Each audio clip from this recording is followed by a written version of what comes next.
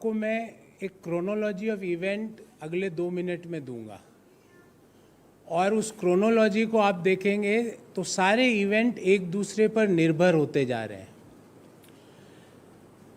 पहला इवेंट होता है प्रधानमंत्री जी का अपने 8-9 साल के कार्यकाल में चीन की 5 ट्रिप्स और चीन के राष्ट्रपति शी जिनपिंग के साथ 18 औपचारिक अनौपचारिक, because sometimes they say that these are without agenda meetings, sometimes with agenda meetings. तो पहला इवेंट होता है 5 चीन की ट्रिप्स और 18 शी जिनपिंग के साथ मीटिंग्स। दूसरा, भारत माँ के वीर सपूत 20 वीर सपूत भारत माँ के लिए वीर गति को प्राप्त हो जाते हैं। तीसरा, चाइनीज कंपनीज पीएम केयर में चंदा देती हुई मिलती है, और छोटा मोटा चंदा नहीं, बड़ा चंदा। चौथा, जब देश में लोग प्रधानमंत्री जी से सवाल पूछते हैं तो जवाब आता है ना कोई घुसा था ना कोई घुसा हुआ है। पांचवा, एक्सपर्ट्स ये एस्टिमेट देते हैं कि 40% जो पेट्रोलिंग पॉइंट्स हैं जहां पे भारत की वीर सेना पेट्रोलिंग करती थी, वो 40% पेट्रोलिंग पॉइंट्स पे अब भारत की सेना पेट्रोलिंग नहीं कर पाती है। पांचवा, डिफेंस एक्सपर्ट्स बार बार अपने लेखों के माध्यम से और गूगल फोटोज के माध्यम से ये कहते हैं कि चाइना भारत माँ की भूमि पर हेलीपैड बना के बंकर बना के बैठी हुई है।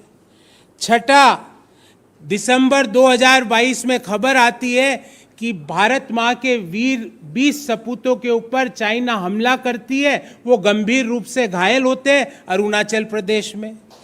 छठा, मार्च 2023 में खबर आती है कि अरुणाचल प्रदेश की 11 जगहों का नाम चीन चेंज कर देती है और भारत सरकार और रक्षा मंत्री मौन व्रत में रहते हैं। सातवां, वित्तीय वर्ष 2023 में खबर आती है कि भारत सरकार ने चाइना के साथ $100 बिलियन का ट्रेड डेफिसिट कर लिया। ट्रेड डेफिसिट अर्थात जो हम चाइना से इंपोर्ट करते हैं और जो चाइना को एक्सपोर्ट करते हैं उसमें $100 बिलियन का अंतर हो गया। ये सारे सरकारी आंकड़े हैं। और अब खबर आती है कि हम रूसी तेल खरीदने के लिए चीनी पैसा दे रहे हैं। मुझे राज कपूर साहब का एक फिल्म याद आती है जिसमें रूसी टोपी और इस तरह के कई चीज़ों का चित्रण था, पर अब भारत सरकार सस्ता रूसी तेल खरीदने के लिए युआन में पेमेंट कर रही है। आज जितनी हमारी तेल की आवश्यकता उसका 42%, 42% जो हम इंपोर्ट करते हैं वो रशियन ऑयल करते हैं। और रशिया से जब हम 2020-21 में लगभग 7,000 करोड़ का तेल इंपोर्ट करते थे, आज वो 7,000 2020-21 का बढ़कर 2022-23 में 89,000 करोड़ रुपया हो गया। मतलब लगभग 300 या 300 से भी ज़्यादा प्रतिशत की भी वृद्धि। अब रिजर्व बैंक ने कहा, भारतीय जो रिफाइनर्स है, कि हम रूसी बैंकों को भारत में वॉस्ट्रो अकाउंट्स VOSTRO अकाउंट्स खोलने की अनुमति देते हैं ताकि आप रुपये में पेमेंट कर सको। तो भारत सरकार ने रुपये में पेमेंट चालू किया। जो रूस के जो ऑयल एक्सपोर्टर्स थे उनको रुपये में पेमेंट जाना चालू हो गया वॉस्ट्रो अकाउंट्स के माध्यम से। नतीजा क्या हुआ? थोड़े दिन बाद जून महीने में ये खबर आती है और जुलाई के प्रथम वीक में ये खबर बाहर निकल के आती है कि भारत सरकार चीन रूस जिससे कि प्रतिदिन भारत सरकार 2.17 बैरल प्रतिदिन तेल का इंपोर्ट कर रही है, वो भारत सरकार अब रूस को चाइनीज करेंसी युआन में पेमेंट कर रही है।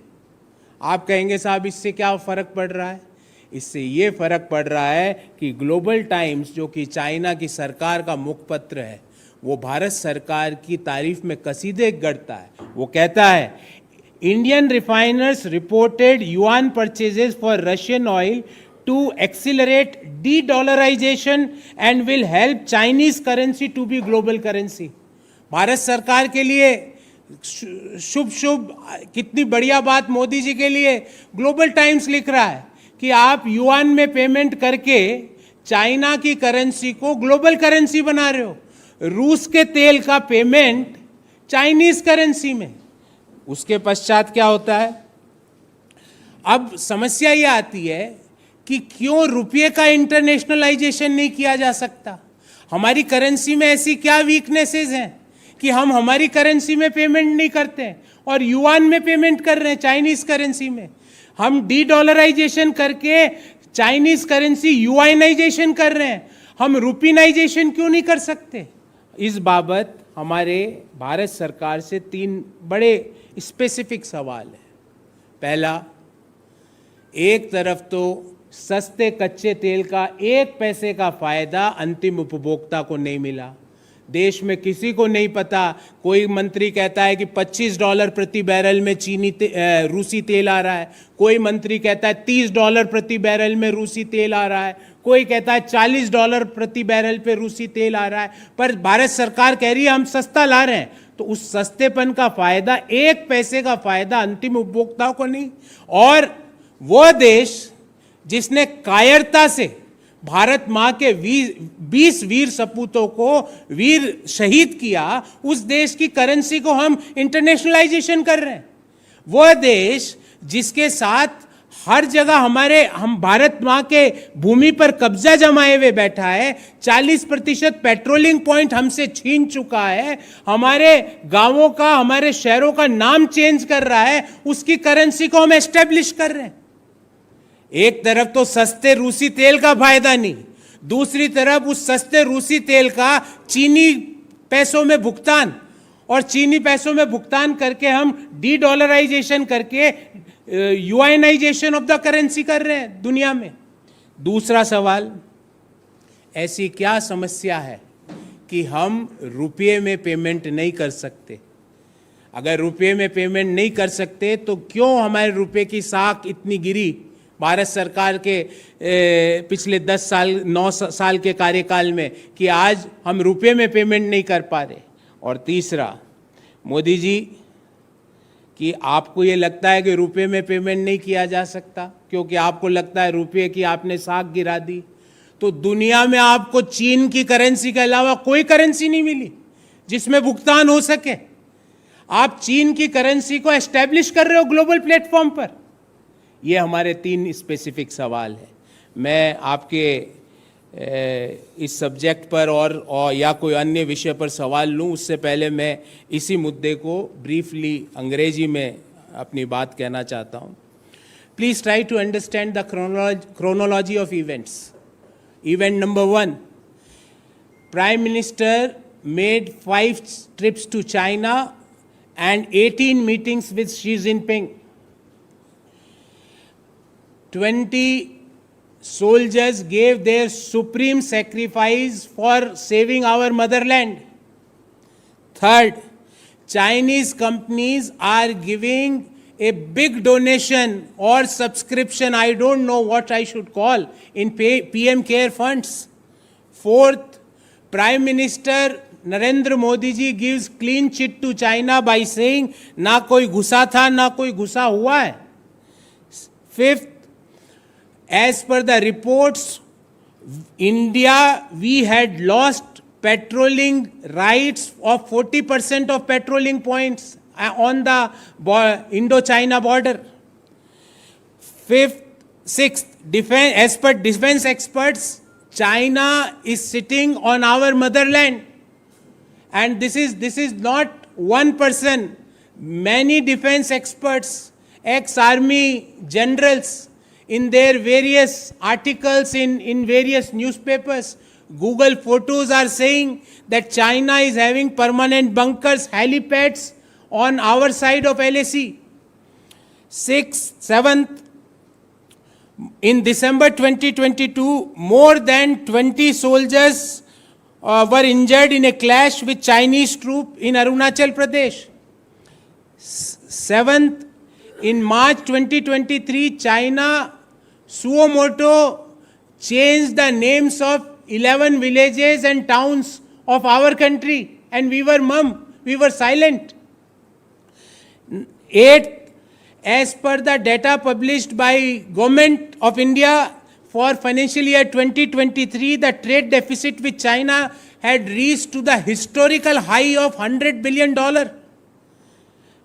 And last, now we are buying the Russian crude and paying in Chinese currency.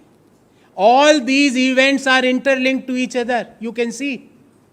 We are asking Prime Minister and the oil minister. I don't know who is the oil minister. You might also not be knowing, because nobody knows, because he is always silent. Why he is making the payment, why Indian refiners are making payment in yuan to the Russian crude? Why we are trying to internationalize the Chinese currency? Why we can't make the same payment in the Indian rupee? Why? Before moving ahead, right now, 42% of our crude import is from Russia. And if you want to know in the rupee terms, in FY 2021, we used to import Russian oil to the tune of rupees 7,000 crore, and right now for the FY 2023, it is 89,000 crore. Currently, we are importing 2.17 barrels per day of Russian oil. Last year, Reserve Bank allowed to open Vostro accounts to Indian and Russian banks so that we can settle our payments in rupee. But in June, Indian refiners had settled the payment to the Russian crude providers in Chinese currency, that is yuan. We want to ask the government and Modi ji three very specific questions. On one side, you are claiming that we are getting a cheaper Russian crude. Why the benefit of that is not transferred, even a 1 paisa of benefit is not transferred to the final consumer?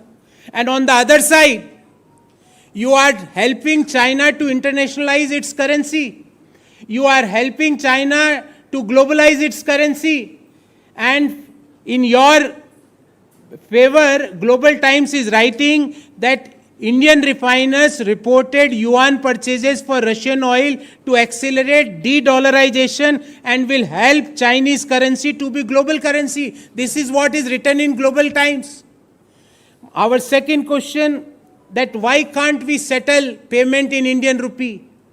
Why in last 9 years, Modi ji, we had lost the goodwill, और in your terms कि जैसे जैसे सरकार की साख गिरती है वैसे वैसे रुपये का मूल्य गिरता है. तो do you still agree with this, that the goodwill of your government is deteriorating day by day? And last but not least, that Modi ji, if you feel that Indian currency is not strong enough to be paid, then why in the entire world you had picked only the Chinese currency for paying to the Russian crude oil suppliers? We want a very specific answers to these three questions. We want that what is the relationship in all 10 events which I had shared with you. ये रिश्ता क्या कहलाता है? पहले आप जाते हो 5 दफा, फिर आप 18 मीटिंग करते हो, फिर भारत माँ के वीर सपूत शहादत देते हैं, फिर आप क्लीन चिट देते हो, फिर $100 बिलियन का ट्रेड डेफिसिट बढ़ जाता है, फिर आप लास्ट में कह देते हो कि अब युआन से पेमेंट करना चालू कर दो. ये रिश्ता क्या कहलाता है प्रधानमंत्री जी? आपका चीन से ऐसा क्या प्रेम है कि आप भारत की मुद्रा को छोड़कर चीन की मुद्रा को इंटरनेशनलाइजेशन करने पर लगे हुए हैं?